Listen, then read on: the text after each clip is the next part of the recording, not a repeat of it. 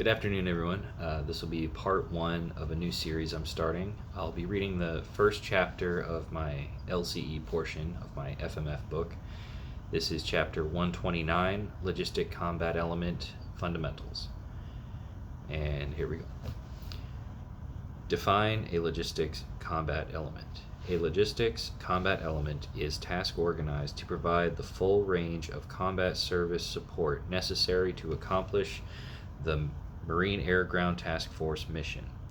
The LCE can provide supply, maintenance, transportation, deliberate engineering, health, dental, postal, dispersing, prisoner of war, information systems, exchange, utilities, legal, and graves registration services. The LCE varies in size from a combat logistics company to a marine logistics group. Normally, there is only one LCE in a MAGTF. Define Combat Service Support, or CSS. Combat Service Support is defined as the essential capabilities, functions, activities, and tasks necessary to sustain all elements of operating forces in theater at all levels of war on the battlefield. It includes, but is not limited to, supporting the aspects of supply, maintenance, transportation, health services, and other services required by the Marine Air Ground Task Force. Combat service support in the Marine Corps is provided by the Marine Logistics Group and is a function or tasking associated with a unit that, by table of organization and table of equipment, is organized, equipped, and trained to perform combat service support operations. Next, we'll be defining some terms. The first one is LTI, Limited Technical Inspection. Equipment inspections that are limited in scope and objective. LTIs are generally directed at inspecting equipment conditions to determine the extent and level of maintenance required to restore it to a specified condition or to check for serviceability status. TAM, Table of Authorized Material. A source document of information for logistics planning with respect to selected materials authorized for use by organizations, activities, and detachments of the Marine Corps, both regular and reserve. Items listed in the table of authorized material include the three supply types of material, subsistence, and petroleum, oils, and lubricants. Petroleums, oils, and lubricants being one type of supply. TE, or Table of Equipment. A document listing the equipment which a unit is required to possess and maintain in order to accomplish its mission. When used with the table of organization, it serves as the basis for determining what publications and additional equipment may be required by the unit. TO, Table of Organization. A document which provides the authority for personnel staffing of a unit and the basis for all other resources. The table of organization contains a unit's mission, organization, concept of employment, administrative capabilities, and logistics capabilities. The next term we'll be defining is logistics itself. Logistics is defined as the science of planning and carrying out the movement and maintenance of forces. Those aspects of military operations deal with design and development, acquisition, storage, movement, distribution, maintenance, evacuation, and disposition of material. Movement, evacuation, and hospitalization of personnel. Acquisition or construction and disposition of facilities. Acquisition or furnishing of services. Next, we'll be discussing the three levels of logistics support. The first is strategic. The strategic level is the level of war at which a nation often as a member of a group of nations, determines national or multinational security objectives and guidance, and develops and uses national resources to accomplish those specific objectives. Some examples of activities at this level would be national and multinational military objectives, sequence initiatives, defined limits and risk assessments for the use of military and other instruments of national power, the development of global plans or theater war plans which aid in achieving these objectives, and military forces provided in accordance with strategic plans. Operational. Operational is the level of war at which campaigns and major operations are planned, conducted, and sustained to accomplish strategic objectives within the theater or areas of operations. Activities at this level link tactics and strategy by establishing objectives needed to accomplish sequencing events that achieve the operational objectives. These activities differ from tactics because they provide a broader dimension of time and/or space to ensure the logistics and administrative support of those tactical forces is successfully met. Tactical. The level of war at which battles and engagements are planned and executed to accomplish military objectives, assigned to tactical units or task forces. Activities at this level focus on the order of arrangement and maneuverability of combat elements in relation to each other and to the enemy to achieve combat objectives. Next, we're going to talk about the 6 functional areas of tactical logistics. First, I'm going to read the 6 areas and then I will describe them. So first is supply, then maintenance, transportation, general engineering, health services, and services. Supply is a cyclic process of acquiring and issuing materials to supported units. This material may be consumable or durable material, components, and end items. Maintenance.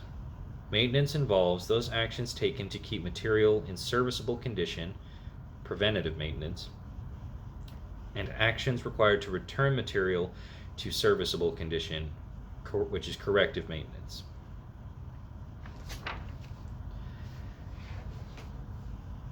Transportation. Transportation is moving from one location to another. Throughput is the amount of cargo and personnel passed through transportation systems.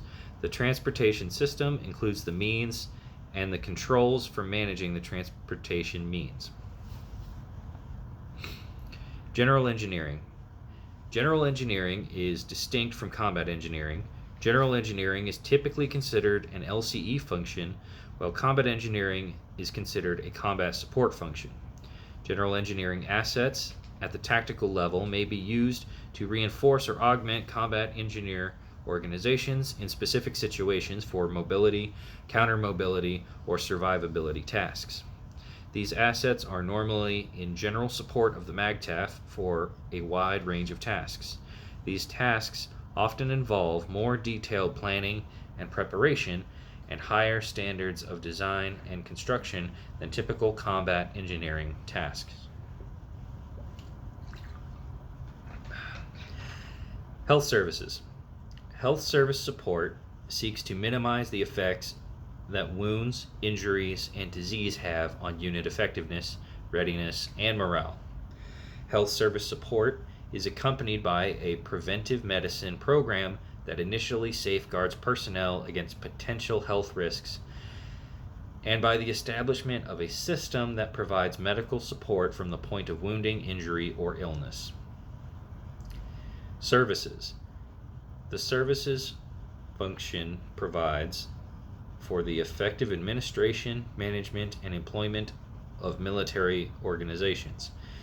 Services subfunctions are essentially administrative in nature and can include postal, dispersing, information systems, exchange, legal, and graves registration services. These are categorized as either command services, which are services provided to Marines by their individual commands, or LCE services, which are provided by an LCE unit. Next, we're going to talk about the 7 principles of logistics support. First, I'll read them and then I will describe them.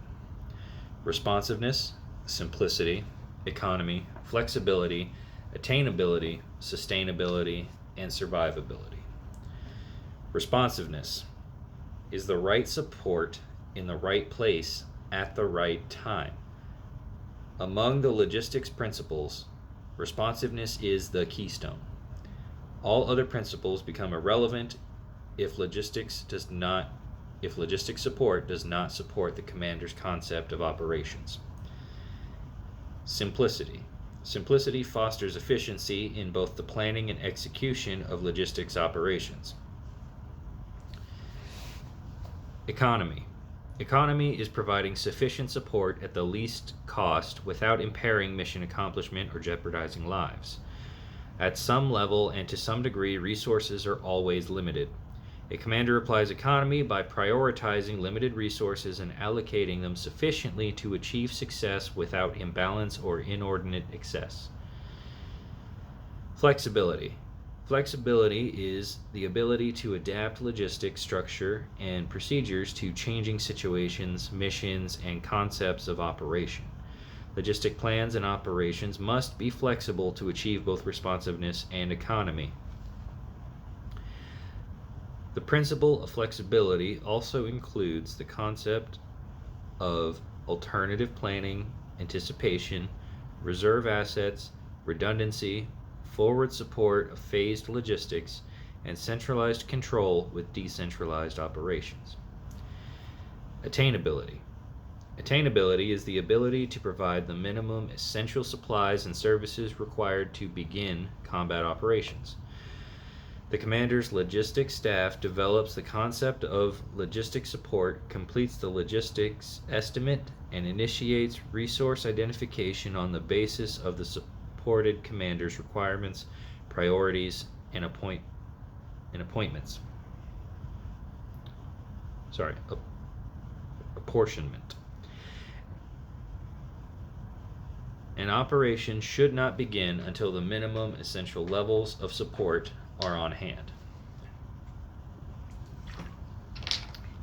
Sustainability. Sustainability is the ability to maintain logistics support to all users throughout the area of operations for the duration of the operation. Sustainability focuses on the commander's attention to long-term objectives and capabilities of the force. Long-term support is the greatest challenge for the logistician, who must not only attain the minimum essential material levels to initiate combat operations, but also maintain those levels for the duration to sustain operations. Survivability. Survivability is the capacity of the organization to protect itself, its forces, and resources. Logistics units and installations are high-value targets that must be guarded to avoid presenting the enemy with a critical vulnerability. Since the physical environment typically degrades logistics capabilities rather than destroying them, it must be considered when planning. Survivability may dictate dispersion and decentralization at the expense of economy. War reserve material. War reserve material is defined as mission essential principal end items, secondary items, and munitions required to attain operational objectives in the scenarios authorized for sustainability planning and other stockage objectives approved for programming in the defense planning guidance. War reserve material inventories are required during peacetime. These inventories are flexible and they provide an expansion capability that can respond to spectrum regional contingencies while minimizing investment in resources. Next, we'll talk about different size MAGTFs and how long they are able to sustain themselves with supply. A MU, or a Marine Expeditionary Unit, normally deploys with the logistic capability to sustain itself with some classes of supply for up to 15 days. Marine Expeditionary Brigade is a brigade-sized unit, MAGTF, that can sustain itself for up to 30 days. A Marine Expeditionary Force can sustain itself for up to 60 days. And again, that's a MU, 15 days, a MEB, 30 days, and a MEF, 60 days. And for our last section, we have the Maritime Prepositioning Force. The Maritime Prepositioning Force concept reflects brigade-sized unit deployment / MEF employment utilizing military sea lift command chartered ships to preposition necessary supplies and equipment.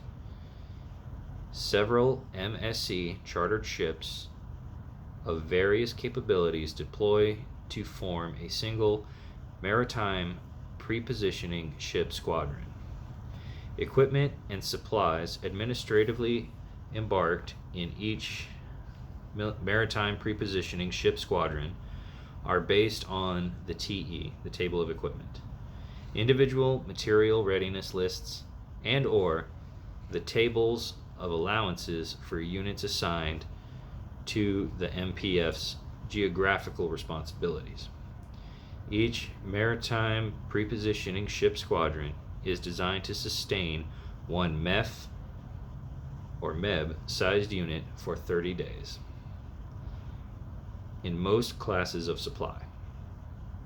Prior to employment, the MPF fly-in echelon comprised of personnel and essential air transportable equipment deploy to an airfield near a port or beach where ships of the Maritime Prepositioning Ship Squadron can be offloaded. When maritime prepositioned equipment and supplies are unloaded, they are issued to the arriving units and personnel of the MAGTF.